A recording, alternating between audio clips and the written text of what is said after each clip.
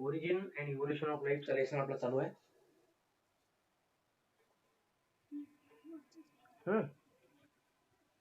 आणि त्याच्यामधली आपण केमिकल इव्होल्युशन जी थिअरी आहे विच वॉज गिवन बाय, जी आपण स्टडी करून आलो, अलेक्झांडर पोपेरिन, बरोबर आहे, आणि JBS हेल्डेन, हे दोन व्यक्ती आहेत ज्यांनी केमिकल थिअरीच्या थ्रू प्रूव्ह केलं की नॉन लिव्हिंग केमिकल पासून एक लाईव्ह ऑर्गॅनिझम किंवा लाईव्ह फॉर्म कसा तयार होतो. बरोबर आहे. आणि या थिअरी मधले काही कन्सेप्ट आपण ऑलरेडी पाहिले आहेत. कोणकोणते पाहिले आहेत? सगळ्यात पहिला पार्ट पाहिला आपण, ओरिजिन ऑफ दी अर्थ अँड प्रिमिटिव्ह ॲटमॉस्फिअर, आणि त्याच्यामध्ये सांगितलंय डिस्क्राईब करून की अर्थ कशी बनली, तर it was a part of sun. बरोबर आहे. त्याच्यामध्ये खूप सारं टेम्परेचर असेल, हॉट गॅसेस जे राहतात त्यांचं एक कलेक्शन असेल, त्याला आपण नेबुला नाव दिलं होतं. जी प्रिमिटिव्ह अर्थ होती त्याला आपण नेबुला असं नाव दिलं होतं. त्याच्यानंतर ऍटमॉस्फिअर कसं बनलं, तर ऍटमॉस्फिअर ऑफ द अर्थ जे प्रिमिटिव्ह सुरुवातीचं ऍटमॉस्फिअर, त्याच्यामध्ये 3 महत्वाचे मॉलिक्युल्स होते है ना, inorganic molecule which were found on the primitive earth. कोणकोणते, तर methane, ammonia and water. Water was in the form of steam किंवा व्हेपर है ना, लिक्विडच्या स्टेटमध्ये त्यावेळेस नव्हतं due to the high temperature. त्याच्यानंतर पाहिलं आपण simple organic molecule, formation of simple organic molecule. Inorganic मॉलिक्यूलच्या इंटरॅक्शनच्या थ्रू काय म्हणतात, तर ऑर्गॅनिक मॉलिक्यूल जसे की मोनोसॅकॅरिड किंवा sugar, purine, pyrimidine, fatty acids, glycerol, ह्या सगळ्या गोष्टी पाहिल्या आपण. त्याच्यानंतरचा पार्ट होता आपला formation of complex organic molecule, ज्याला पॉलिसॅकॅराइड. त्याच्यानंतर प्रोटीनचा पार्ट पाहिला होता, प्रोटीनचं फॉर्मेशन, त्याला लँडमार्क म्हटलं होतं आपण. हे सगळे कन्सेप्ट आपले कालचे झाले. आणि शेवटचा मुद्दा होता आपला फॉर्मेशन ऑफ न्यूक्लिक ऍसिड. इथपर्यंत आपण आलो होतो. बरोबर आहे. आता आजचा जे टॉपिक आहे, या थिअरीतले फक्त 2च मुद्दे राहिले. त्याच्यानंतर तुम्हाला या थिअरीला प्रूव्ह करण्याकरता एक एक्सपेरिमेंट पाहायचा आहे. एवढे 2 कन्सेप्ट आज संपवायचे आहेत. ठीक आहे, आता आपली ऍक्च्युअल मीटिंग स्टार्ट करू आपण. सगळ्यांचं लक्ष बोर्डवर. फॉर्मेशन ऑफ न्यूक्लिक ऍसिड पर्यंत आपण आलो होतो. आता आहे प्रोटोबायंट आणि सेल.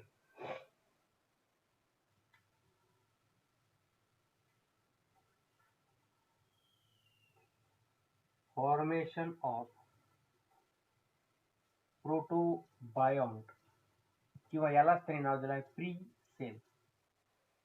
याच्या अगोदरचा मुद्दा कोणता आहे, आपल्याला कन्सेप्ट हा ठेवायचा आहे की आपल्याकडे केमिकल आहेत है ना, ज्याला आपण नॉन लिव्हिंग कन्सिडर करतो, आणि या केमिकल मध्ये इंटरॅक्शन होऊन असा काहीतरी एक एखादा ऑब्जेक्ट बनेल, असा एखादा सबस्टन्स काहीतरी बनू शकते, एखादं मॅटर बनेल, ज्या मॅटर मध्ये लाईव्ह प्रॉपर्टी असली पाहिजे.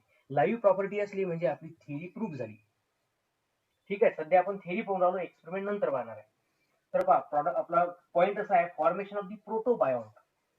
सगळे टर्म्स नवीन आहेत. आता याचं मिनिंग काय होते, परत तेच, प्रोटो मीन्स प्रिमिटिव्ह.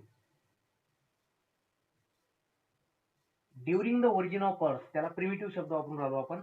आणि बायोंट हा जो वर्ड आहे, बायोंटचा अर्थ होतो ज्याच्यामध्ये लाईव्ह प्रॉपर्टी असेल है ना, living thing, it is called as biont. आणि प्री सेल, सेल सारखाच आहे पण परफेक्ट सेल नाही आहे, प्रिमिटिव्ह आहे, so it is called as pre cell. कशी बनले सेल, न्यूक्लिक ऍसिड बनले होते. त्याच्यानंतर त्याच्याही पेक्षा महत्वाचा प्रोडक्ट बनला होता प्रोटीन. ऍक्च्युली प्रोटीन पहिले म्हणायला पाहिजे, नंतर न्यूक्लिक ऍसिड. त्याच्यानंतर these protein and nucleic acid along with inorganic and organic molecules, बरोबर, इनऑर्गॅनिक आणि ऑर्गॅनिक मॉलिक्युलचं कॉम्बिनेशन. आणि या सगळ्यांचं जेव्हा ऍग्रिगेशन घडलं असेल, they become colloid to each other. या सगळ्यांपासून काय तयार झालं, they form the colloided substance किंवा कोलाइड सबस्टन्स म्हणून त्याला. ऍग्रिगेशन झालं, हे सगळे केमिकल एकत्रित झाले आणि यांच्यापासून त्यांनी काय बनवलंय, दे फॉर्म द प्रोटोबायोंट. समजून घ्या, हे टर्म जे आहे नवीन आहे, प्रोटोबायोंट. फक्त याचं मिनिंग तुम्हाला काय घ्यायचं आहे, एक कलेक्शन आहे खूप साऱ्या केमिकलचं ज्याच्यामध्ये लाईव्ह प्रॉपर्टी थोडीफार असेल, त्यालाच त्यांनी प्रोटोबायोंट नाव दिलं. प्रिमिटिव्ह लाईफ याचे एक पुस्तकात डेफिनेशन पण दिलेली पहा, it is the prebiotic chemical aggregation. प्रोटोबायोनचा अर्थ तुम्हाला मी सांगून राहिलो. It is defined as prebiotic colloidal aggregation. कोणाचं ॲग्रिगेशन आहे? Of the chemical which show some properties of living, which show living properties. बस असा काहीतरी सबस्टन्स त्यावेळेस त्याला बनला होता. आणि हे जे सायंटिस्ट आहेत ओपेरिन आणि हेल्डेन यांनी त्याला एक नाव देऊन टाकलं, एक हायपोथेटिकल नेम ज्याला म्हणू शकतो आपण, दॅट इज प्रोटोबायोन. हे ऍक्च्युली सेल आहे का, सेलच्या सारखं आहे का, याच्याबद्दल काही इन्फॉर्मेशन नाही आहे. सुरुवातीला सांगितलं मी तुम्हाला की the theories of this chapter were totally hypothetical. एक ऑब्झर्वेशन आहे पण परफेक्शन त्याच्यामध्ये सांगता येत नाही. बरोबर आहे. आता पहा, हे जे ऍग्रिगेशन बनलं पहा, याला जो ओपेरिन नावाचा व्यक्ती आहे त्यांनी याला नाव दिलंय कोॲसर्वेट्स. काय नाव दिलंय? कोॲसर्वेट्स. टॉपिक कोणता पाहून राहिलो आपण? फॉर्मेशन ऑफ प्रोटोबायोन किंवा प्री सेल. सेलच्या सारखं काहीतरी बनलाय, त्याला सुरुवातीला काय नाव दिलंय? प्रोटोबायोन. आणि याचा अर्थ काय सांगितला? प्रीबायोटिक. अजून लिव्हिंग वर्ड बनलं नाहीये, त्याच्या अगोदरची स्टेज आहे, म्हणून प्रीबायोटिक. कोलॉइडल केमिकल आहेत आणि त्याच्यामध्ये कंटिन्युअसली कोलिजन चालू आहे, बंबार्डमेंट चालू आहे. ऍग्रिगेशन कनेक्शन आहे केमिकलचं, म्हणून त्याला नाव दिलं त्यांनी प्रोटोबायोन. यालाच ओपेरिन नावाच्या व्यक्तीनं काय नाव दिलं? कोॲसर्वेट. इथं हा जो वर्ड आहे कोॲसर्वेट, याचा अर्थ होतो कलेक्शन, किंवा आपण परफेक्टली त्याला नाव देऊ, इट इज कॉल्ड एज ऍग्रिगेशन. जेव्हा एकापेक्षा जास्त सबस्टन्सेस किंवा केमिकल एका ठिकाणी एकत्रित येतात, त्यांचं कलेक्शन होते, तेव्हा त्याला म्हणतात ऍग्रिगेशन. आणि ऍग्रिगेशनलाच दुसरा शब्द आहे कोॲसर्वेशन किंवा कोॲसर्वेट. ठीक आहे. परत याच टॉपिकला, याच वर्डला दुसऱ्या सायंटिस्टने, ज्याचं नाव आहे सिडनी फॉक्स. सिडनी फॉक्स नावाचा व्यक्ती आहे. यांनी हा जो कोॲसर्वेटचा कॉन्सेप्ट आहे यालाच नाव दिलं आहे मायक्रोस्फिअर. आपल्याला सेल बनवायची आहे, अजून सेल बनलेली नाही. मायक्रोस्फिअर का नाव दिलं असेल हो? जेव्हा आपण पुस्तकात त्याची डायग्राम पाहतो तर हे एका ड्रॉपलेटच्या फॉर्म मध्ये असतात. कारण हे सगळे केमिकल बनून कुठे राहिले? हे सगळे बनून राहिले विदिन द ओशियन. बरोबर आहे. एक उकडतं पाणी असेल, त्याच्या सरफेसवर हे केमिकल बनून राहिले, बबलच्या फॉर्म मध्ये, म्हणून आपण त्याला स्फिअर ड्रॉ केला.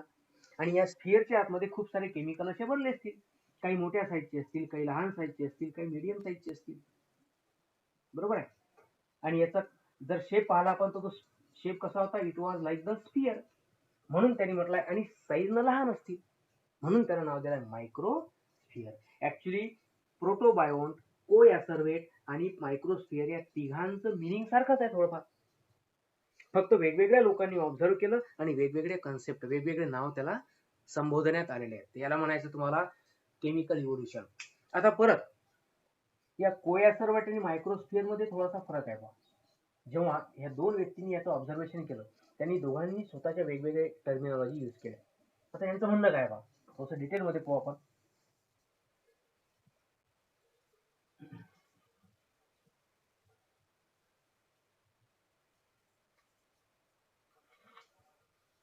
कोॲसर्वेट आपल्याला पाहायचं आहे. कोॲसर्वेट आणि मायक्रोस्फिअर या दोघांचे मिनिंग काय होते पाहता. कोॲसर म्हणजे काय? It is the colloidal aggregation of, it is the colloidal aggregation of. पहा, मगाची डेफिनेशन आहे पण फरक तुम्हाला दिसेल. Aggregation of hydrophobic protein and lipids. बरोबर आहे. आणि जे मायक्रोस्फिअर आहे त्याच्यामध्ये म्हटलं त्यांनी proteinoids form, proteinoids formed from colloidal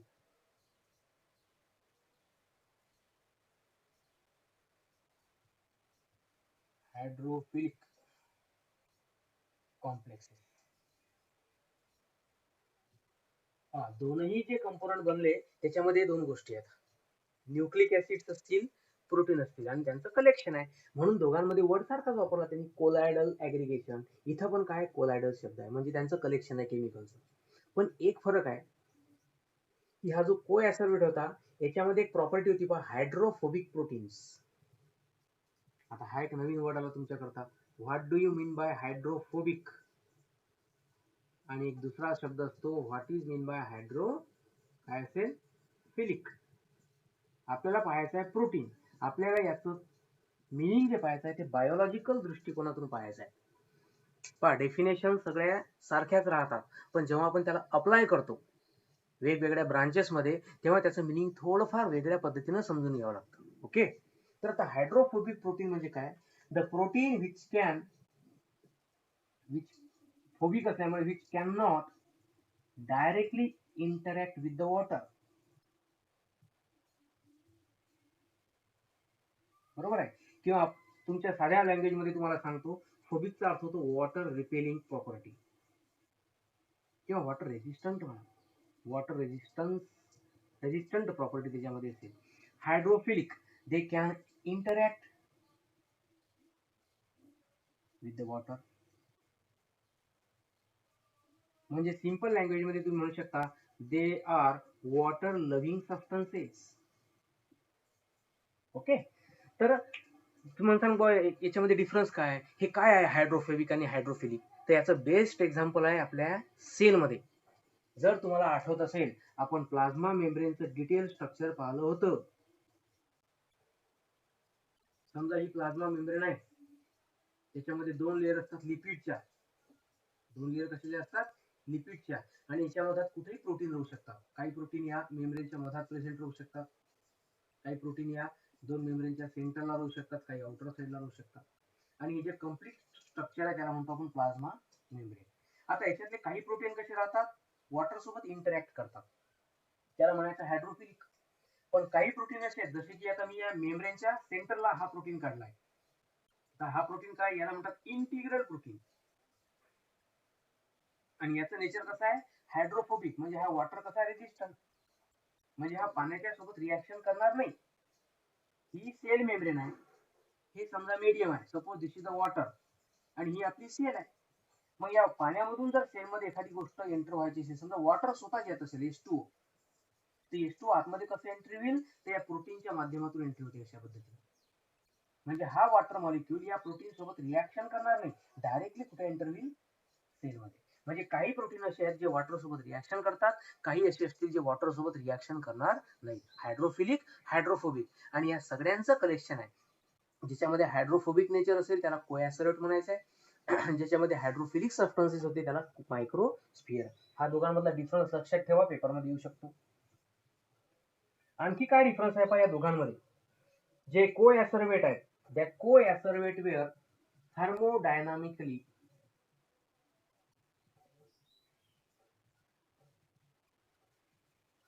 unstable, आणि हे जे मायक्रोस्फिअर आहेत दे वेअर स्टेबल. आता इथं अनस्टेबल आणि स्टेबलचं लिंक काय होते पहा. स्टेबलचा अर्थ काय होतो, which can match with the surrounding medium, म्हणजे ज्या सबस्टन्सेसला सराउंडिंगचं जे एन्व्हायरमेंट आहे, कारण तुम्हाला सांगून राहिलो जे आपण ओरिजिन पाहून राहिलो तेव्हाचं जे ऍटमॉस्फिअर आहे, तेव्हाचे जे काही कंडिशन असतील त्या सगळ्या कंडिशन अनफेवरेबल होत्या. टेम्परेचर किती जास्त असेल, एवढं टेम्परेचर की जे लिक्विडच्या फॉर्म मध्ये असेल, लावा रस, व्हॉल्कॅनिक ऍक्टिव्हिटी ज्याला म्हणतो व्हॉल्कॅनोज. मग एवढ्या साऱ्या कंडिशन मध्ये जो सबस्टन्स टिकू शकतो, राहू शकतो, त्याला म्हणतात स्टेबल.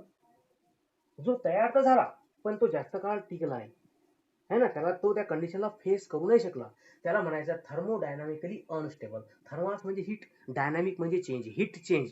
तुम्हाला केमिस्ट्रीच्या लेसन मध्ये हा टॉपिक येईल, थर्मोडायनामिक्स. बरोबर, study of the heat change असं त्याचं हेडिंग राहील.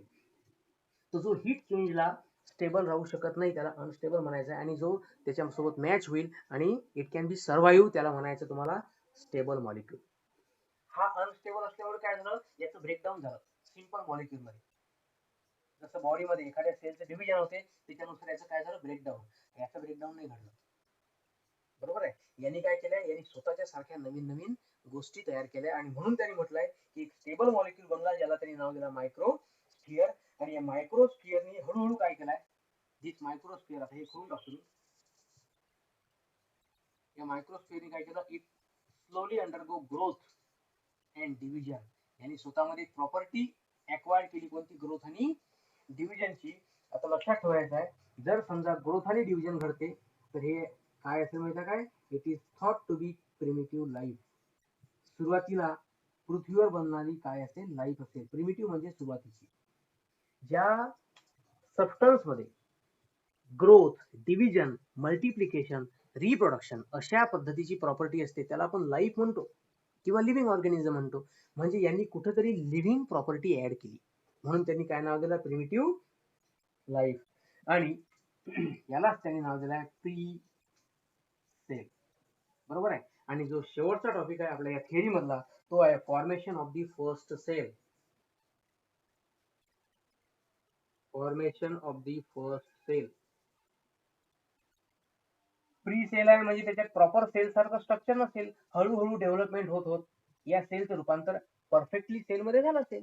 बरोबर आहे. म्हणून त्यांनी फर्स्ट सेल, इथं प्री सेल शब्द वापरायचा आहे. आणि आता फर्स्ट सेल कशी बनली तर पाहता काय काय आपल्याकडे, परत तेच ते न्यूक्लिक ऍसिड आहे, आपल्याकडे प्रोटीन आहे. बरोबर आहे. या दोघांचं जर कॉम्बिनेशन केलं तर आपल्याला माहित आहे व्हायरसेस बनू शकतात किंवा बॅक्टेरिया सुद्धा बनू शकतात. व्हायरसेस का बनले, कारण कोणत्याही व्हायरसेसचं कंपोनंट हेच राहतात. एक तर त्याचं जेनेटिक मटेरियल राहील न्यूक्लिक ऍसिड आणि त्याला कव्हरिंग राहील कशाची, प्रोटीन. जर आपण एखाद्या बेसिक व्हायरसचं स्ट्रक्चर पाहिलं ते अशा टाईपचं असतं. हे असते त्याची प्रोटीन कव्हरिंग आणि आतमध्ये काय असेल, हा असा डीएनए किंवा आरएनए मॉलिक्यूल. म्हणजे दोन कंपोनंट एकत्रित आले की व्हायरस सारखा ऑर्गॅनिझम बनला. And we know that viruses can undergo division. हा, व्हायरसेसची ग्रोथ नाही होत पण व्हायरसेसचं मल्टिप्लिकेशन होऊ शकते. बरोबर आहे. म्हणजे हळूहळू लिव्हिंग प्रॉपर्टी ऍड होऊन राहिली. व्हायरसेस आणि बॅक्टेरिया सारखे ऑर्गॅनिझम बनले याचा अर्थ यांनी मेटाबॉलिझम शो केलं असेल. Viruses chemical reaction carry out करू शकतात आणि बॅक्टेरिया सुद्धा, कारण हे प्रोकॅरियोटिक सेलचे एक्झाम्पल आहे. व्हायरसेस वेगळं आहे थोडंसं पण बॅक्टेरिया तर प्रोकॅरियोटिक आहे. म्हणजे दे शो द कोणती प्रॉपर्टी आहे, मेटाबॉलिझम. आणि मेटाबॉलिझम घडलाय परत ज्या कंडिशन्स आपण पाहणार तेव्हा ऑक्सिजन अवेलेबल नव्हता. म्हणजे these first cell were anaerobic. याच्यामध्ये रेस्पिरेशन हळूहळू घडलं असेल पण कसं, विदाऊट ऑक्सिजन, नो ऑक्सिजन, म्हणून त्याला म्हटलंय कोणते, अनएरोबिक. परत बॅक्टेरिया आणि व्हायरसेस हे ऑटोट्रॉफिक असतील की heterotrophic, definitely heterotrophic. So primitive cell was anaerobic and heterotrophic. कोणा, आता पहा हेटरोट्रॉफिकचा अर्थ काय होते, विच डिपेंड्स अपॉन अदर. जर समजा या प्रिमिटिव्ह सेलला फूड मटेरियलची गरज असेल त्यांनी हे फूड कुठून ऑब्टेन केलं असेल, फ्रॉम द सराउंडिंग मीडियम. त्या ऍक्वियस सोल्युशन मध्ये, त्या ओशियन मध्ये ज्या गोष्टी अवेलेबल असतील त्याच्या सहाय्याने त्यांनी स्वतःचं फूड मटेरियल मिळवलं. पण ते फूड मटेरियल होतं कोणतं, कोणती थेरी बनवलं आपण, केमिकल. मग काय अवेलेबल असेल, chemical. So these organism were depends upon chemical, म्हणून त्याला म्हणतात chemo heterotrophs. The organism which obtain the energy from the chemical are called as chemoheterotroph. अशा पद्धतीनं नॉन लिव्हिंग केमिकल पासून एक प्रिमिटिव्ह सेल बनली ज्याला आपण सध्याच्या कंडिशन मध्ये सेल म्हणतो. आणि या सेल जी ओरिजिन ऑफ अर्थच्या वेळेस बनली ती हेटरोट्रॉफिक होती, अनएरोबिक. नंतर याचं कन्वर्शन ऑटोट्रॉफिक मध्ये झालं असेल, नंतर प्लांट सेल बनली सेल, प्लांटच्या नंतर मग हायर अॅनिमल आणि सध्याचे मॉडर्न ह्युमन बीइंग है ना. ते तर खूप सारं एक मोठी प्रोसिजर आहे ती आपण नंतर पाहणार आहे. तर सध्या पुरतं तुम्हाला या केमिकल इव्होल्युशनच्या थेअरीचा टॉपिक येतात संपवायचा आहे. बरोबर आहे. सगळे टॉपिक जे आहेत जे आपण पाहिले ए पासून तर एफ पर्यंत, A B C D E F एवढे टॉपिक पाहिले आपण. आणि शेवटचा आता जी, हा जी टॉपिक असेल. तर या सगळ्या टॉपिकचा अभ्यास करून तुम्हाला याचा काय बनवायचा आहे, फ्लो चार्ट. हे मी तुम्हाला अगोदर सुद्धा सांगितलंय.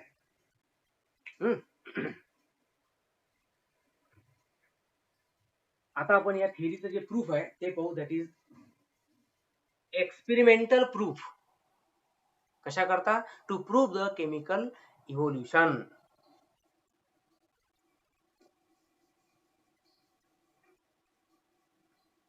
स्टडी करत असताना बऱ्याचशा गोष्टी तुम्हाला इमॅजिन कराव्या लागतात आणि हे तर पूर्ण लेसनच इमॅजिनेशनवर आहे. कारण जेव्हा ह्या गोष्टी घडल्या तेव्हा ह्युमन बिंग नव्हतेच. अंदाज लावलाय की अशा गोष्टी कदाचित घडल्या असतील. आणि आता जर आपल्याला समोरचा जो टॉपिक पाहायचा आहे, दिसून आलं तुम्हाला क्लिअर? युरे and Miller. एक वेळ मी तुम्हाला ते दाखवून देतो, नंतर मला सेटिंग परत. ठीक आहे, मी हे हेडिंग वरत मांडतो. Urey and Miller's experiment. ठीक आहे. आणि हे एक्सपेरिमेंट कशा करताय? To give proof for the chemical evolution. Chemical पासून, सिंपल मॉलिक्यूल पासून कॉम्प्लेक्स मॉलिक्यूल बनतात, इनऑर्गॅनिक पासून ऑर्गॅनिक मॉलिक्यूल बनतात, हे असं त्यांना प्रूफ करायचं आहे. म्हणून त्यांनी हेडिंग दिलाय की experimental proof for the in support of the theory of chemical evolution. असं पहिलं एक्सपेरिमेंटल प्रूफ कोण दिलाय? नाव लक्षात ठेवायचे तुम्हाला. It was given by the Urey and Miller. तुम्हाला हा एक्सपेरिमेंट विचारणार नाही, पण याचं तुम्हाला कन्क्लुजन विचारतात किंवा याचे कंटेंट्स तुम्हाला विचारतात. बरोबर आहे. तर आपण आता स्टार्ट करूया कोणतं? युरे आणि मिल्लर एक्सपेरिमेंट.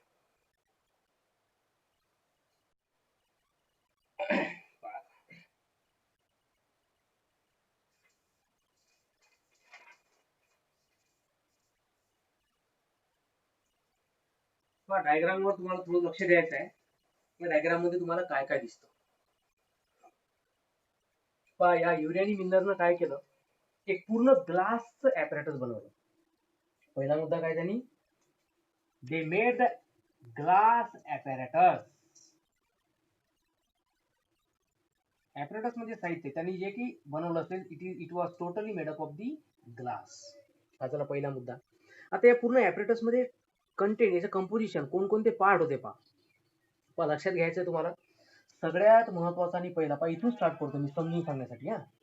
या पूर्ण ग्लास ट्यूबला किंवा ग्लास ऍपरेटस मधला पहिला आणि महत्वाचा कंपोनंट तो म्हणजे, हे पहा इथे दिला मी, कार्बन स्पार्क. इथं मांडतो मी सेपरेट. त्याला नाव द्यायचं तुम्हाला इलेक्ट्रिक डिस्चार्ज ऍपरेटस. ठीक आहे. आणि इलेक्ट्रिक डिस्चार्ज का म्हणायचं आहे? म्हणजे असा एक ग्लासचा चेंबर आहे ज्याच्यामध्ये त्यांनी इलेक्ट्रोड बसवले, आणि हे तुम्हाला मिळतात की इलेक्ट्रोडच्या सहाय्याने आपण इलेक्ट्रिसिटी जनरेट करू शकतो. त्याच्यामध्ये जर स्पार्किंग घडून आणली, बरोबर आहे, तर त्या स्पार्किंगच्या मुळे काय होत असेल, एक काही व्होल्टेज पर्यंत आपण त्याची इलेक्ट्रिसिटी जनरेट करू शकतो. तर हा झाला या ऍपरेटसचा पहिला पार्ट. त्याच्यानंतर condenser. Second part of this ऍपरेटस was condenser. आता इथं कंडेन्सरचं काम काय होते? एक असं डिव्हाइस जे काय करेल? कंडेन्सेशन करेल. आता मला सांगा, जेव्हा ओरिजिन ऑफ लाईफची थेरी आपण पाहिली केमिकल्सची, तेव्हा कंडेन्सेशन कुठं घडलं होतं? आठवत असेल तर जे सिंपल मॉलिक्युल्स होते पहा, मिथेन, अमोनिया, वॉटर वेपर, यांचं कंडेन्सेशन होऊन काय बनले होते माहिती आहे काय? Simple organic molecule. त्याच्याच करता त्यांनी काय ठेवलं तिथं? कंडेन्सर ठेवलाय. म्हणजे जर समजा इथं सिंपल मॉलिक्यूल असले तर त्यांनी कंडेन्सेशन व्हावं, त्यांचं व्हावं, आणि कंडेन्स होऊन त्यांनी काय बनवायचे? Simple organic compound. So this is called as condenser. त्याच्यानंतर जेव्हा या ऍपरेटस मध्ये एखादा प्रोडक्ट बनेल, तो प्रोडक्ट तुम्हाला अनालाइज करायचा आहे, मिळवायचा आहे. मग त्याच्याकरता काय आहे? हे तिसरं ऍपरेटस, वॉटर कंटेनिंग ऑर्गॅनिक कंपाऊंड. दिसतो तुम्हाला? याला काय म्हणतात? हा यू आकाराचा पार्ट दिसून आला. It is called as U shaped trap. म्हणजे याच्यामध्ये एक ट्यूब असेल ज्याच्यात सॅन. ट्रॅप म्हणजे काय? एक नळासारखा भाग आहे जिथून तुम्ही तो प्रोडक्ट मिळू शकता. इथं कॉक दिलाय ना, स्टॉप कॉक, तिथून मिळू शकता तुम्ही. Then fourth one, boiling water. म्हणजे याला पण नाव देऊ बॉइलिंग फ्लास्क किंवा बॉइलिंग चेंबर म्हणू शकता. चेंबर म्हणा किंवा त्याला फ्लास्क म्हटलं तरी चालेल. फ्लास्क म्हणजे एखादं काचेचं भांड. लॅबोरेटरीमध्ये हे जे व्हेसल्स असतात त्याला फ्लास्क शब्द वापरतो आपण, बरोबर. त्याच्यानंतर व्हॅक्यूम ट्यूब किंवा आपण त्याला व्हॅक्यूम पंप म्हणू. ठीक आहे. तसे 5 वेगवेगळ्या प्रकारचे डिव्हाइसेस त्यांनी वापरले आहेत पहा. आता हे तर झालं त्याचं कन्स्ट्रक्शन, की कशा पद्धतीने त्यांनी ते ॲपरेटस डेव्हलप केलं. पहिला मुद्दा होता the complete apparatus was made up of the glass. ठीक आहे. आता काय केलं पहा त्यांनी, या ठिकाणी बॉइलिंग वॉटर हा जो वर्ड वापरला, याचा अर्थ काय, त्यांनी एका ट्यूबच्या साह्याने याच्यामध्ये पाणी ऍड केलं असेल, बरोबर आहे, and he boil the water. कशा करता बॉईल केलं असेल हो? कारण प्रिमिटिव्ह ऍटमॉस्फिअर मध्ये, पाहून घ्या एक्सपेरिमेंट कशा करता केला त्यांनी. याचं मिनिंग काय होते, इट वॉज टू सायम्युलेट, हा शब्द फार महत्वाचा आहे, टू सायम्युलेट प्रीबायोटिक कंडिशन्स. ज्या कंडिशन पृथ्वीच्या ओरिजिनच्या वेळेस होत्या, प्रीबायोटिक म्हणजे सुरुवातीच्या, किंवा आपण त्याला प्रिमिटिव्ह म्हणतो, जशा कंडिशन होत्या तशा कंडिशन त्याला इथं क्रिएट करायच्या. खूप सारं टेम्परेचर होतं, त्याच्यामध्ये नुसतं गॅसेस होते. आपण पाहिलं कोणकोणते गॅसेस होते प्रिमिटिव्ह अर्थमध्ये, मिथेन, अमोनिया आणि H2O. तर त्यांनी हे गॅसेस या चेंबरमध्ये सोडून दिले आहेत, बरोबर आहे. कसे सोडले असतील, या ठिकाणी व्हॅक्यूम पंप दिला. याच्या थ्रू सगळ्यात पहिले काय केलं त्यांनी, the complete apparatus was made sterile and evacuated. व्हॅक्यूमच्या सहाय्याने त्यांनी काय केलं, त्याच्या आतमध्ये सगळे पार्टिकल्स जे की त्या ॲपरेटस मध्ये असेल, बाहेरचे पार्टिकल्स वगैरे, ते सगळे रिमूव्ह केले. त्या ॲपरेटसला स्टराईल केलं. स्टराईलचा अर्थ तुम्हाला माहित असायला पाहिजे. स्टराईल म्हणजे काय, डिसइन्फेक्ट करणं. त्याच्यामध्ये कोणत्याही प्रकारचा बाहेरचा कण नसायला पाहिजे, कोणत्याही प्रकारचं कंटॅमिनेशन नसलं पाहिजे. या प्रोसेसला काय म्हणतो आपण, काय करणं, स्टराईल. म्हणजे फक्त ग्लासचं एक ट्यूब आहे, which do not have any other matter. नंतर त्यांनी त्याच्यामध्ये काय ऍड केले, गॅसेस. कोणकोणते, मिथेन, अमोनिया आणि हायड्रोजन, कारण हेच सुरुवातीच्या ऍटमॉस्फिअर मध्ये होते. आता राहिलं वॉटर व्हेपर. तर जेव्हा पाणी बॉईल केलं जाईल तेव्हा याच्यामधून वॉटर व्हेपर अशी फ्लो होईल, बरोबर आहे. नंतर वॉटर व्हेपर फ्लो झाली की त्या, हा जो गॅस आहे, व्हेपर म्हणजे गॅसेस फॉर्म, ते गॅसचं जे डायरेक्शन असेल ती कशी असेल, from boiling water to upper direction. आपण इथे जे एरो दाखवले, that arrow indicate the direction of the flow. कोण फ्लो होऊन राहिलं, गॅसेस. तर अशा पद्धतीने जेव्हा फ्लो होतील तेव्हा सगळे गॅसेस कुठं कलेक्ट झाले, या कार्बन स्पार्क या ॲपरेटस मध्ये, डिस्चार्ज ॲपरेटस मध्ये. नंतर त्यांनी काय केलं पहा, he carry out sparking between the electrodes. त्या दोन इलेक्ट्रोड मध्ये काय केलं त्यांनी, स्पार्किंग घडून आणलं, आणि स्पार्किंगच्या थ्रू तिथं तयार झाली इलेक्ट्रिसिटी. जेव्हा अर्थ ओरिजिन झाली तेव्हा इलेक्ट्रिसिटी होती का, कोणती इलेक्ट्रिसिटी होती, त्याला आपण नाव दिलं होतं लाइटनिंग. लाइटनिंग म्हणजे विजा होत्या. आता इथे विजा तयार होणार आहेत काय, तर त्याच्या कम्पेअर मध्ये त्यांनी काय केलंय, स्पार्किंग घडून आणलं. म्हणजे तुम्हाला हे पेपरमध्ये विचारतात, पुस्तकामध्ये शब्दाकडे हो, मिमिक. मिमिक म्हणजे काय होते, नक्कल करणे, आहे ना, त्याच्यासारखं डुप्लिकेट कॉपी करणं. आता इथं समजा मला लाइटनिंग नावाची प्रोसेस शो करायची आहे. लाइटनिंग साठी त्यांनी काय यूज केलं, स्पार्किंग. ओके, ठीक आहे. किती व्होल्टेज, किती करंट, किती इलेक्ट्रिसिटी जनरेट केल्याची आपण इमॅजिन नाही करू शकत. पण ही ट्राय टू जनरेट 75,000 व्होल्ट, एवढं व्होल्टेजचा करंट त्यांनी जनरेट केला. कारण लाइटनिंग मध्ये किती एनर्जी असते ही कोणी मोजू नाही शकत. पण त्यांनी एक ट्राय केला की जेवढी मॅक्सिमम एनर्जी तयार करता येईल तेवढी करायचा प्रयत्न करायचा आहे. So try to create the energy और the heat energy up to 75,000 volt. एवढ्या एनर्जीच्या फॉर्म मध्ये ह्या गॅसेस मध्ये काहीतरी रिॲक्शन घडले असतील. आणि कोणत्या रिॲक्शन घडल्या माहिती आहे काय, ऑल दिस गॅसेस अंडरगो कंडेन्सेशन. परत समोर तुम्हाला दिसते कंडेन्सर बसवलाय. एक्सेस वॉटर मॉलिक्यूल असतील, तुम्ही त्याला रिमूव्ह करू शकता. जर तुम्हाला त्याच्यामध्ये समजा हे जो जो प्रॉडक्ट बनेल तो प्रॉडक्ट कसा असेल, बिकम व्हेरी हॉट, खूप हॉट असेल तो, त्याला तुम्हाला कलेक्ट करायचा आहे, मग तो थोडासा तुम्हाला वॉर्म करायचा आहे, मग तुम्ही त्यात आणखी पाणी ऍड करू शकता, जेणेकरून तुम्ही त्या सॅम्पलला आयसोलेट करू शकता. म्हणून त्यांनी कंडेन्सरच्या अप्पर आणि लोअर साईडला काय म्हणलंय, वॉटर आउट वॉटर इन, हा झाला कंडेन्सर. आणि नंतर हळूहळू हे जे काही रिॲक्शन घडेल, कंडेन्सेशन, गॅसेसचं कंडेन्सेशन होऊन जो काही प्रॉडक्ट बनेल, तो प्रॉडक्ट या ट्यूबच्या साह्याने कुठे येईल, it will enter into the U shape track, बरोबर आहे. मग नंतर त्यांनी काय केलं असेल, या स्टॉप कॉकच्या साह्याने याच्यामधून ते सॅम्पल मिळवले असतील. ठीक आहे, सॅम्पल घेतले.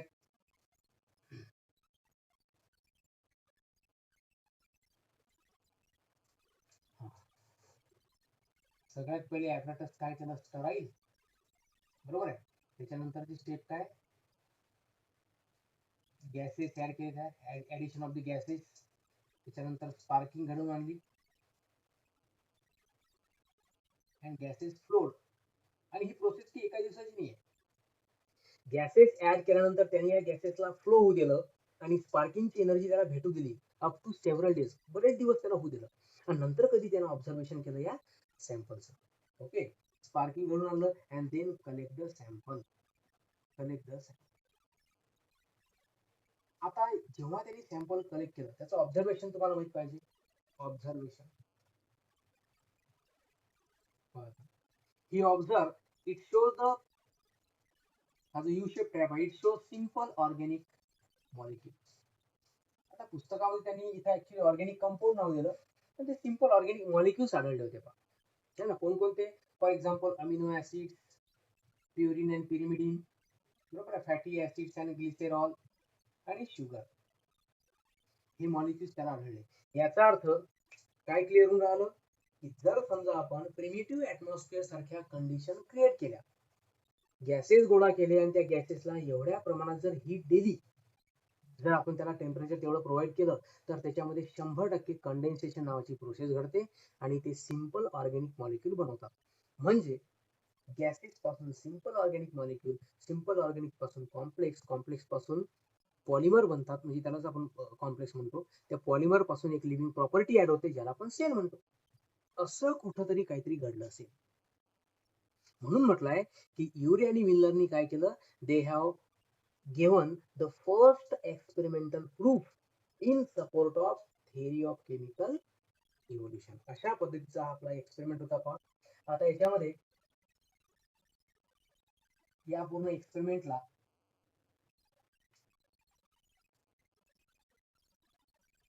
सायम्युलेटिंग एक्सपेरिमेंट म्हणतात. नवीन शब्द आपल्याकडे. सायम्युलेट म्हणजे काय, जुन्या कंडिशन सारखं एखादं दाखवणं, म्हणजे कम्पेअर करणं. मला या लॅबोरेटरीमध्ये अशा कंडिशन दाखवायच्या आहेत ज्या कंडिशन कुठं अवेलेबल होत्या, जेव्हा अर्थ ओरिजिन झालं असेल. म्हणजे सायम्युलेटिंगचा अर्थ तुम्हाला हे घ्यायचा आहे, क्रिएटिंग conditions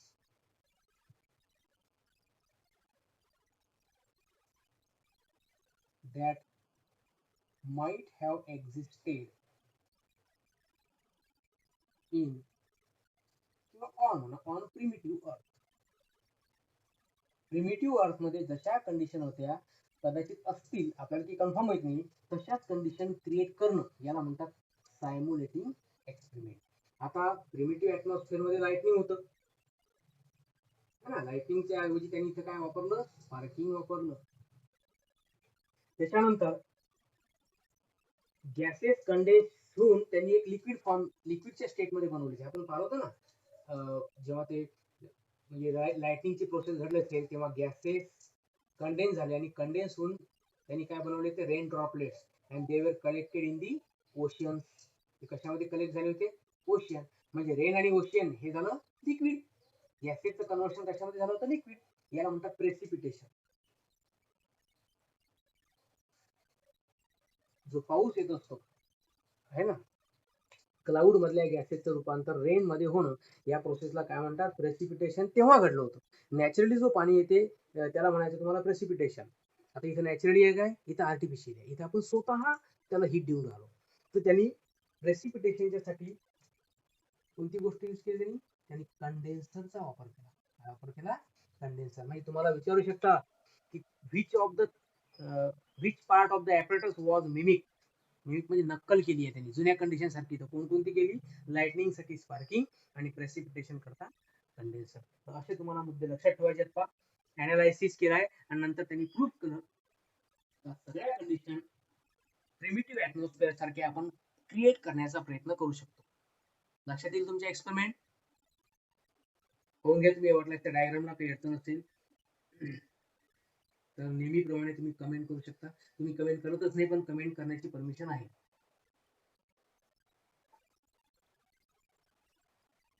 हा झाला थिअरी ऑफ केमिकल इव्होल्युशनचा.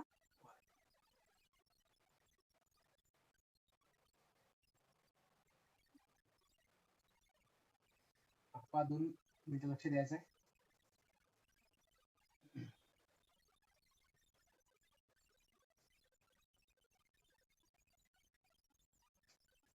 आता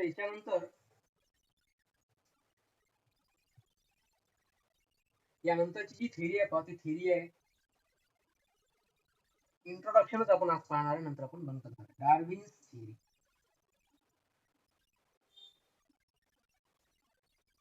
आता असे म्हटलं पुस्तकात Darwin's theory of natural selection असे हे आहे.